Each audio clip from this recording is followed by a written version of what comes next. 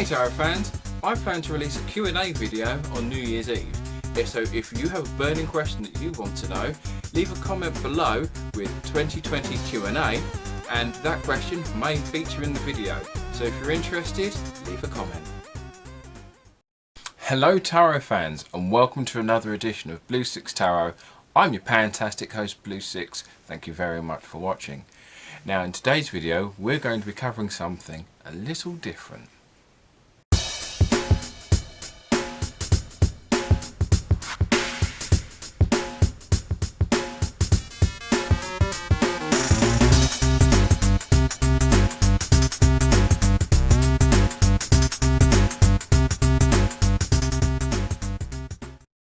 Now those of you who've been following me for a while would have heard me mention these before, considering these were like the first decks I actually owned. So I've never actually covered Lenormand properly. So I thought today we'd actually talk about Titania's fortune cards. Now this was the first deck I actually purchased when I was about 17. And so these are still available, but they've kind of done like a updated version. So some of these are still attainable, just not this cover. But so we're going to have a take a look at this. Okay, now as I said before, so I've actually had this for quite a few years, so there's a bit of damage on the box here, on the book itself. So first of all, we're going to whip out a nice little tape measure. So this book is just short of 5 inches, which is just over 12 centimeters, and 6.5 inches or 17 centimeters. So the book itself is pretty good. So this is kind of like this is basically a hardback. So as we open it up, the cards usually sit in here. I actually keep them in a separate bag because I do like to use them every now and again. So yeah, they don't actually live. Mine don't actually live in here, but you get a little box, and the box fits quite neatly in here. But the book itself is very useful. So we have our standard instructions, and we just skip ahead. So you have some layouts represented here as well, and this is the layout that involves every single card. Now a standard deck of Lenormand have 36 cards. Now in regards to Lenormand, I don't actually count Lenormand as an oracle deck, as oracles tend to vary from deck to deck, whilst Lenormand, similar to tarot, have their own set. So each Lenormand deck would have the same cards in each deck. But we're going to now take a look. So unlike traditional tarot, Lenormand meanings tend to be more rigid in their definitions and their meanings. So instead of just being, here is your scenario, it's there's kind of this and this, they're more literally, no, this is what's going on, this is a set thing. So not a lot of people tend to use these, or I've not come across a lot of people who do. So we're going to take a quick look. They are 4.5 inches or 11 centimeters by just short of 3 inches or 7.5 centimeters. So the card stock itself is actually quite good. They are close to Lascarabeo stock, or at least this version is. As I said, I've had these for quite a few years now, so I'm not sure if they've changed the card stock quality. I may have to look into that. So as you can also see on the back, it's full of little pictures, and all of these pictures are ostensibly every card in the deck. Not actually in order. Lenormand, similar to tarot, have a set order. Some of them are numbered. These ones are not. So we're going to take a look. So first, with Lenormand, we have the Rider, and I said I don't necessarily use these too often. So the Rider ostensibly means news that you're waiting for is on its way. So this basically represents a messenger. So we then have the Clover, which is very self-explanatory. Ostensibly, good luck, it's on its way. I might do a video another time actually showing you how, like a traditional way to, not a traditional, but like a standard way to use these. So then we have the Boat, which is pretty much just a journey or travel. So essentially there's not a lot of nuance to each individual card. These cards tend to more react to what card is next to it. So you'd have like 3 cards in a row, and one card might, if next to another, has a slight different meaning. So then we have the house. So the other thing you'll notice with the artwork is they're kind of cards in negative. So they've either increased the contrast in the picture and then done a palette swap or changed it into a negative. So I would very much be interested in seeing like the original version of the pictures, just to see how it's depicted. But the house basically ostensibly means the place, your current house, or the place you grew up in. So next we have the tree, which usually represents positive growth, so either in a spiritual way or in a personal way. So as these are only 36 cards, this might be a lot shorter. So then we have the clouds. This is one of those cards that varies depending on one of the bigger cards that varies depending on the other cards around it. So this basically just kind of means like lost in a fog. But if it's next to a positive card, it means the silver lining within the clouds. If it's next to a negative card, then we're looking more at the storm is on its way. Next we have the snake, which is in the book itself refers to as someone charming but unreliable, which I think is pretty cool. Next we have the coffin, and this one represents basically represents death, but in the more tarot style. So this is like the change involved. So next we have the bouquet. And so this one is a nice little picture, more of like flowers in a hanging basket, which I do think is kind of cool. So this represents joy and happiness.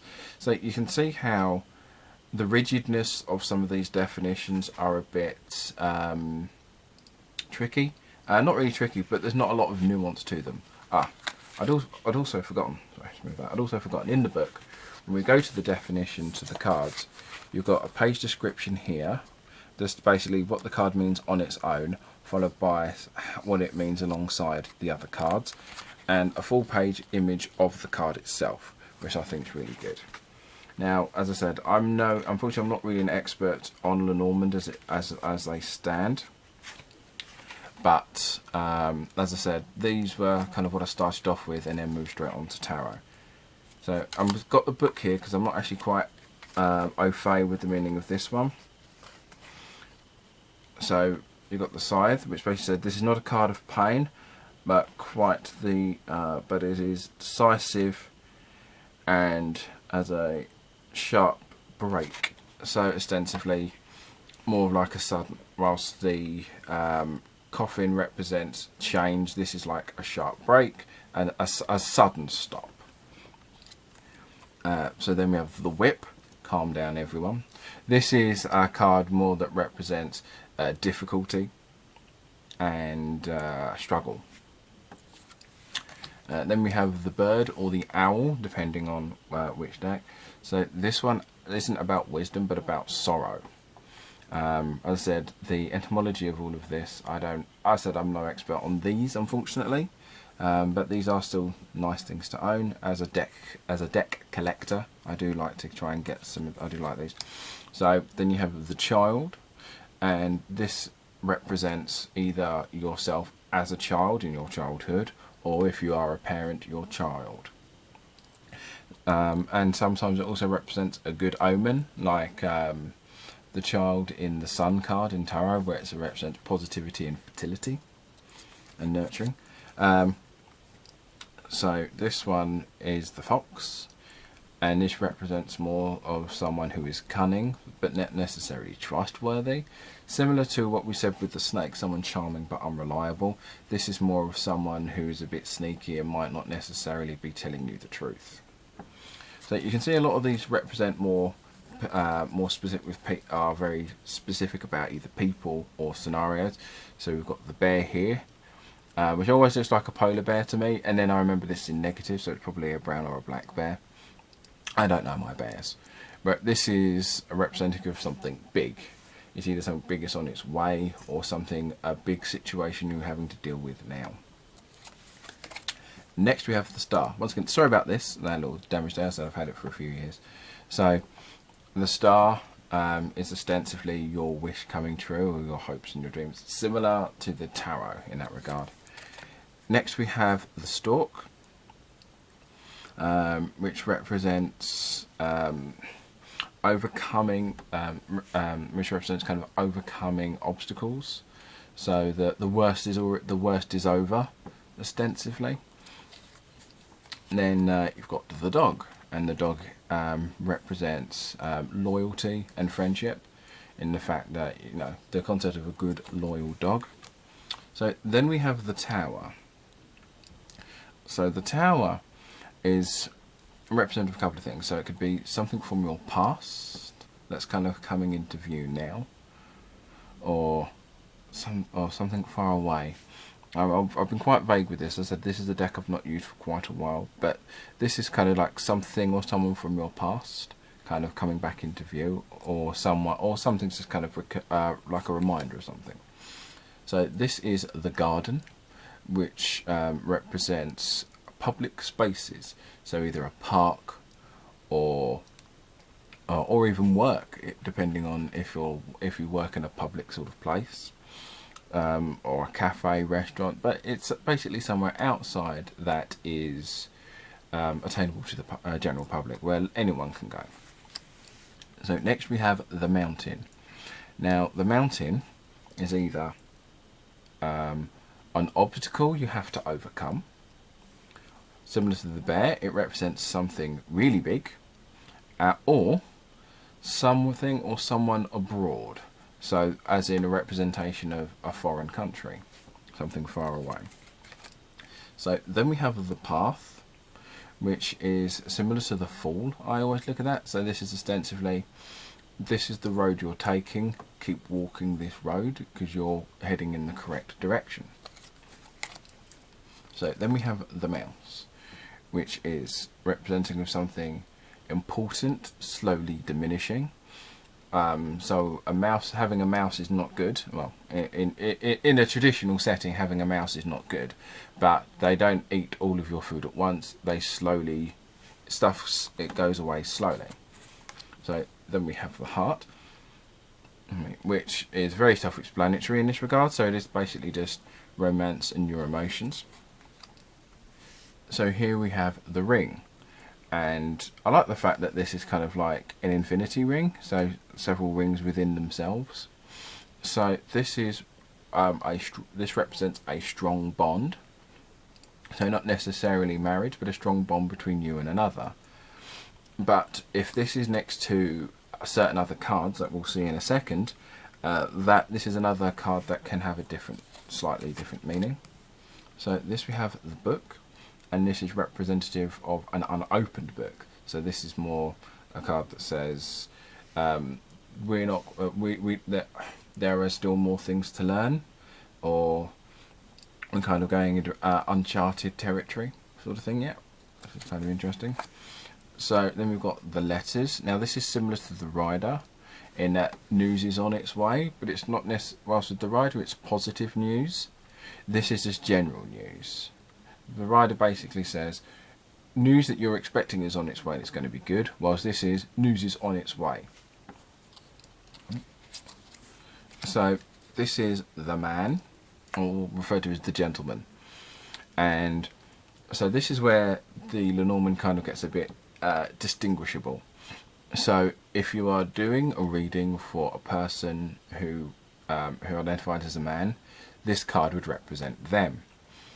If the person you're doing a reading for represents as a woman and is in a heterosexual relationship, this would be their partner.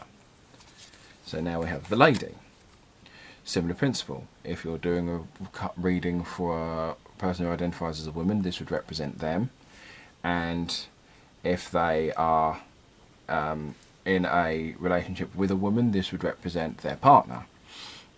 But then in regards to LGBT stuff, this is where a lot of people kind of get stuck with the Lenormand, because it's a kind of heteronormative style of deck. So here is the man, here is the woman, and therefore if the woman card comes up and you're reading for a woman and they get the gentleman, then the gentleman is implying to be their partner or love interest. Other Lenormand kind of fix this by adding extra cards, but we'll get into that on another video. But this is the reason I bring these two up as well is because if the ring card is next to one of these two, it then implies your wife, your husband, significant other, basically just more represents marriage. And then once again, so if this card, if the lady card was next to the bouquet, then you're looking at like a potential wedding, that sort of thing. So when these cards are next to each other, or in just individually, they're very specific in their meaning, which is probably why I don't see a lot of people use these a lot, because they are very specific in detail. So now we have the lily, which represents which represents success. Now there are two cards that represent success. One is general success and one is success in business. Now, if memory serves, this is a card of general success, and another card is a business success. No, my mistake. This is success in business. So then we have the sun, which is just general happiness and positivity. But the fun thing with this is, if it is next to some of the negative cards, this kind of outshines the negative. So it's, you're dealing with this, but this positivity is now getting rid of the negativity. Next we have the moon, which represents a good omen, and I don't mean the Terry Pratchett book. Was it Terry Pratchett? I can't remember. But yeah, basically just like, is this like a general positive sign? Quite a nebulous one. So this is the key, which also represents success, but in the representation of unlocking new doors and new paths, whilst the lily represented success, developing and growing. Kind of similar to the tree, whilst this is just more of you're opening new avenues in that regard. So next we have the fish, which is representative of finance for reasons I don't fully understand. No, but you're swimming in it, I guess. I think that's the link. That's the link I'd make, at least.